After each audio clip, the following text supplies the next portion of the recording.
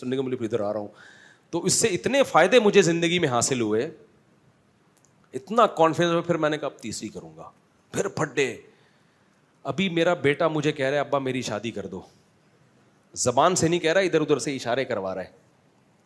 تو میں نے پتہ ہے کیا کہا ہے, میں کر دوں شادی, مجھے کوئی وہ نہیں ہے, میں بچوں کی شادی بر وقت کرنے کا قائل ہوں. ہاں میں لوگوں سے یہ کہتا ہوں کہ بچے میں اگر ذرا سا بھی خطرہ ہے نا کہ باپ پہ بوجھ بنے گا, پھر اپنے خرچے پہ نہیں کرو, کیونکہ بعض بچے ابا کے خرچے پہ کر کے پروڈکٹ ہر سال آتی رہے گی ان کی, وہ سارے خرچہ کون اٹھائے گا, وہ اپنی ذمہ داری نہیں اٹھاتے. تو پھر ایسے میں ماں باپ کو کبھی ترغیب نہیں دیتا کہ اپنے خرچے پہ بیٹوں کی شادی کرو. ہاں بیٹا سمجھدار ہے, آپ کو پتا ہے کہ یہ اپنی ذمہ داریاں پوری کرے گا, ابھی بے روزگار ہے, کل روزگار لگ جائے گا, تو پھر باپ کو چاہیے کر دے. لیکن مسئلہ میرے ساتھ ایک یہ آ رہا ہے کہ یار اگر میں اپنی بہو ابھی اسی گھر میں لے آؤں اور ساس بہو کے جھگڑے ہو گئے شروع, تو اپنے جھگڑے تو انسان نمٹا سکتا ہے, دوسروں کے نہیں نمٹا سکتا. تو پھر میں اپنے بارے میں بولتا ہوں تیرا کیا ہوگا کالیا, یعنی میرا کیا ہوگا کالیا, کیونکہ میں نے پہلے دوسری کی, پھر پھڈے ہوئے, پھر تیسری کی, پھر دوبارہ سے دونوں کے الگ سے پھڈے شروع ہو گئے, پھر چوتھی کی, پھر تینوں کے پھڈے. اب میں جا کے میری زندگی تھوڑا سکون میں آئی ہے, پھڈے مڈے ختم ہوئے, اب میں بہوؤں کے پھڈے شروع کر دوں, نہیں سمجھ میں آ رہی میرا خیال ہے. کیونکہ اب میں لے کر آیا تو میری بیگم کا پھڈا ہوا میری بہو کے ساتھ. مرد نہیں جھگڑے میں کرتا یار, مرد کا سسر کہے گا بہو سے کی خدمت کرنی ہے بیٹا کر لو, اللہ تمہیں جنت دے گا, نہیں کرنی تو بھاڑ میں جاؤ یار, ایسی کی تیسی. مرد اس چیزوں میں اگنور کر لیتا ہے. خواتین کے بڑے مسائل ہوتے ہیں, خواتین کے مسئلے ہوتے ہیں کہ جب آپ گھر پہ آؤ گے, آپ کی بیگم آپ سے بولو گی بہو نے آج مجھے یہ ٹکا سا جواب دیا ہے, کیا یہی تعلیم ہے شریعت میں؟ تو میں بہو سے پوچھوں گا کہ بھائی ٹکا سا جواب دیا ہے, جھوٹ بول رہی ہیں یہ جھوٹ بول رہی ہیں, آپ جھوٹ بول رہی ہیں, میں کہ جھوٹی ہوں؟ بھائی وہ جھوٹی نہیں ہے, وہ سچی ہیں. پھر آپ اس سے پوچھو گے کہ خدا کی قسم پاگل ہو جاؤ گے نا, الٹے لٹک کے مر جاؤ گے یہ فیصلہ کرنا کہ ان میں صحیح کون ہے غلط کون ہے, برباد ہو جائے گی تمہاری زندگی. سارے جمعے اتوار کے بیانات ختم, مسائل کے سیشن ختم, میں ساس بہو کے جھگڑے ہی بیٹھ کے نمٹاتا رہوں گا. میرا نظریہ یہ بھائی بہو لاؤ, بچوں کی شادی ٹائم پہ کرو, بولو بھائی آئے گی نہیں اس گھر میں, سمجھ رہے ہو, ٹینشن مت پالو اپنے لیے, آئے گی دوسرے گھر میں. اپنے بیٹوں سے جا کے ادھر ہی جا کے مل لیا کرو, بہو سے بھی عزت دے دے گی, ٹھیک ہے بیزتی کا خطرہ ہوا تو بیزتی سے پہلے نکل آؤ. کیا خیال ہے؟ آج کل کی بہویں مارکیٹ میں کہاں سدھری بھی آ رہی ہیں یار. میں جانتا ہوں جوائنٹ فیملیوں میں عزت دار لوگ بڑے تمیز سے رہ رہے ہیں, ہمارے اپنے ریلیٹیو ہیں, ساری بہویں اکٹھی بڑی لائف کو انجوائے کر رہے ہیں وہ لوگ, لیکن ہر جگہ ایسے نہیں ہوتا. اب ہم جب لائیں گے ہمیں کیا پتہ ہے اگلا نکلے گا کیا, اچھے نکل آئے تو بہت اچھی بات ہے, نہیں تو بھائی ہماری تو زندگی برباد ہو جائے گی یار. تو میں جوائنٹ فیملی کا اس زمانے میں قائل نہیں ہوں. الگ الگ صاحب, بچوں سے بھی میں نے بولا, ابھی ایک بچہ نے زیادہ اشارے بھیجے نا, میں نے کہا بیٹا گھر ارینج کر لے, شادی میرے خرچے پہ ہوگی تیری, یہاں نہیں آئے گی. اب آپ کہہ سکتے ہو مجھ سے آپ گھر بھی بچے کے لیے آپ ارینج کر لیں, اور میرے ماشاء اللہ 8 بیٹے ہیں, تو اگر میں 13 گھر میں چلاؤں گا تو IMF سے مجھے قرضہ دلا دو بھائی. اور بیٹے میں ایک بھی نالائق نکل آیا نا جس کو عادت ہو گئی ابا کا مال کھانے کی, وہ تو میرے بچے پیدا کرنے والے بیانات روزانہ سنے گا بیٹھ کے, خوب اسپیڈ سے بچے نکالے گا اور میری گودوں میں لا کے ڈالتا رہے گا. سمجھ رہے ہو؟ پھر بھی مجھے قبول ہے یار, ہمارا ظرف بہت بڑا ہے الحمدللہ, لیکن بگڑ جائے گا. ایسا ہوتا ہے نا کہ ابا جب تک میں کما نہیں رہا تو فی الحال میرے بچے بھی آپ پالیں, میری بیگم کو بھی آپ پالیں, کوئی بات نہیں, بہو بھی بیٹیوں کی طرح ہوتی ہے, پال لیں گے یار, جہاں اللہ نے اتنا کھلایا ہے اور کھلا دے گا. لیکن مسئلہ بگڑنے کا خطرہ ہوتا ہے کہ جب فری پھوکٹ کی لڑکوں کو عادت پڑتی ہے نا, ایک دفعہ بگڑ گئے تو قیامت تک نہیں اٹھتے. تو لڑکوں پہ تو ذمہ داریاں ڈالو. ایک واقعہ سنا کے اس ٹاپک کو ختم کرتا ہوں. ہمارا ایک جاننے والا ٹھیکیدار ہے, بہت پیسہ ہے اس کے پاس.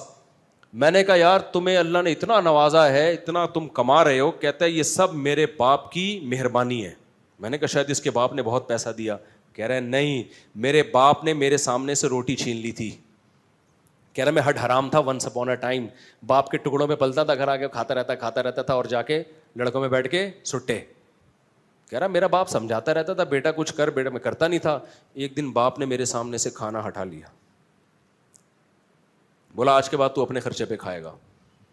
کہہ رہا اس وقت تو مجھے بڑی بے عزتی, لیکن باپ نے میری خیر خواہی میں کیا. سمجھ رہے ہو؟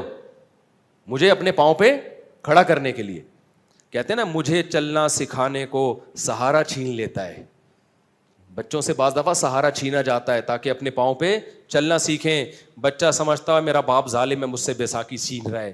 بھائی ڈاکٹر یا باپ بیساکھی آپ سے اس لیے نہیں چھین رہا کہ آپ کو وہ گرانا چاہتا ہے, وہ آپ کو اپنے پاؤں پہ کھڑا کرنا چاہتا ہے. بعض دفعہ اللہ کی طرف سے ایسے حالات آتے ہیں کسی نوجوان پہ کہ وہ اسٹیبل ہو جاتا ہے, وہ اپنے پاؤں پہ کھڑا ہو جاتا ہے. تو شاعر نے اسی کو کہا مجھے چلنا سکھانے کو سہارا چھین لیتا ہے. اللہ بعض دفعہ سہارا چھینتے تاکہ تم خود چلنا سیکھو. تو کہہ رہے ہیں میرے باپ نے میرے سامنے سے کھانے کی پلیٹ ہٹا لی اور کہا اب تو اپنے خرچے پہ کھائے گا. کہہ رہا ہے اس وقت تو مجھے بڑی بے عزتی محسوس ہوئی, لیکن جب ہوش آیا تو میں سمجھ گیا. اس کے بعد میں نے کمانا شروع کیا, محنت کی, اور آج کروڑوں میں کھیل رہا ہے وہ آدمی. تو ڈر یہ بعض دفعہ ہوتا ہے کہ آپ اپنے بچوں کی اپنے خرچے پہ کرانا شروع کر دو, پتہ چلا وہ کیا بن گئے, اپاہج. تو کراؤ ضرور. لوگ مجھے کہتے ہیں مفتی صاحب کبھی آپ بیان کرتے ہو اپنے خرچے پہ بیٹوں کی شادی کرا دیا کرو, کبھی آپ کا بیان آ رہا ہے نہیں کرایا کرو. بھائی یہ بچوں کی نوعیت پر ہے.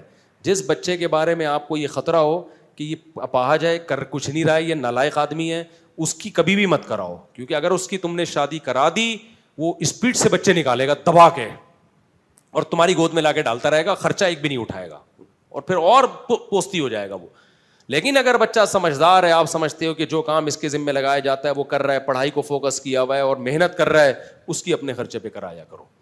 اس سے تمہارے رزق میں بھی اللہ تعالیٰ برکت دے گا, تمہیں بھی اولاد ملے گی, پوتے نواسے ملیں گے, بچہ برائیوں سے بچے گا. لیکن کرانا اس گھر میں نہیں ہے.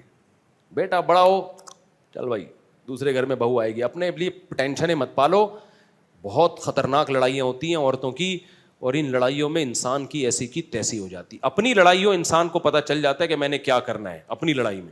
اپنی لڑائی میں یہی ہے کہ شکست مان کے قبول کر لینا ہے, وہ دب جائے گی. بھائی آپ کا بیوی سے پھڈا ہو گیا, دلائل کی دنیا میں گئے, بیگم کی سمجھ میں نہیں آیا, آخر میں آپ بولو میری غلطی آئندہ نہیں ہوگا, ختم ہو گیا پھڈا. کیا خیال ہے؟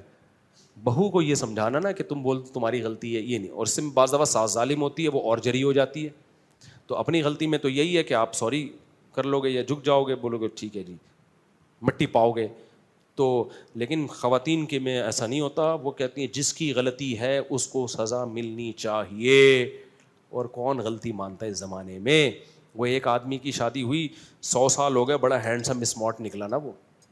لوگوں نے پوچھا یار تم 100 سال میں بھی اتنے ہینڈسم, اور تمہاری بھابھی بھی, ہماری بھابھی بھی ماشاء اللہ بڑی ہینڈسم ہے, یہ ہوا کیا ہے؟ کہتے دیکھو میری جب شادی ہوئی تھی تو میرا بیوی سے ایگریمنٹ ہوا کہ جب بھی غلطی ہوگی نا تو جس کی غلطی ہوگی وہ سوری کرے گا, اور سوری بھی کرے گا, اور 500 قدم بھی, 500 نہیں یعنی 10 کلومیٹر بھی پیدل چلے گا وہ. تو کہہ رہے جب بھی ہماری لڑائی ہوتی ہے سوری بھی میں ہی کرتا ہوں, 15 کلومیٹر پیدل بھی میں ہی چلتا ہوں. اس چکر میں واکنگ کر کر کے میں دبلا رہا ہوں, اور میں 100 سال کا ہو گیا. تو اس نے کہا چلو جب بھی غلطی ہوتی ہے تو ہی مانتا ہے, اور 15 کلومیٹر بھی تو ہی چلتا ہے, تو بھابھی کیوں اتنی اسمارٹ ہیں؟ کہہ رہے ہیں وہ یہ دیکھنے کے لیے میرے پیچھے پیچھے چلتی ہیں کہ چل بھی رہا ہے کہ نہیں چل رہا ہے. وہ یہ دیکھنے کے لیے کہ چل بھی رہا ہے کہ نہیں چل رہا ہے. یہ میں بھی تھوڑی دیر میں پیتا ہوں, بس جلدی سے سوال نمٹا دوں.